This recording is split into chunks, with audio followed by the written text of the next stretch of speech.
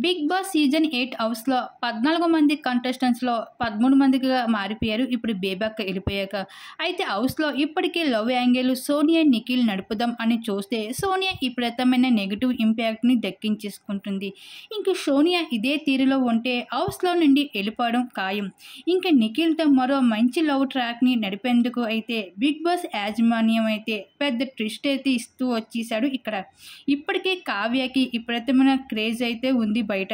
నిఖిల్, కావ్య అంటూ big boss హౌస్‌లో పేరుగా ఎంతగానో అవసరం. అయితే బిగ్ బాస్ యాజమాన్యం మాత్రం కావ్యకి అప్రోచ్ అవ్వడమే కాకుండా కావ్యని బిగ్ బాస్ హౌస్‌లో వచ్చేందుకు భారీ మొత్తం డబ్బులు చెల్లిస్తాము అంటూ తన కోసం అయితే స్పెషల్ రిక్వెస్ట్‌మెంట్‌కు చేస్తూ వచ్చేస్తున్నది బిగ్ బాస్ యాజమాన్యం. అయితే కావ్య మాత్రం ఈ విషయానికి ఓకే చేసి బిగ్ బాస్ హౌస్ లోపలికి వైల్డ్ కార్డ్ ఎంట్రీ ఇవ్వడానికి సిద్ధంగా ఉన్నది. అయితే మరి బిగ్ బాస్ హౌస్‌లో అయితే కావ్య గాని ఎంట్రీ గాని అవుతే మరి ఈసారి నిఖిల్ తన ఆట ఎలాగ ఉండబోతుందో మరి చూడాల్సిందే. మరి బిగ్ బాస్ యాజమాన్యం అయితే వైల్డ్ కార్డ్ ఎంట్రీ ద్వారా కావ్యని అయితే బిగ్ బాస్ లోపలికి అడుగు పెట్టబోతుంది.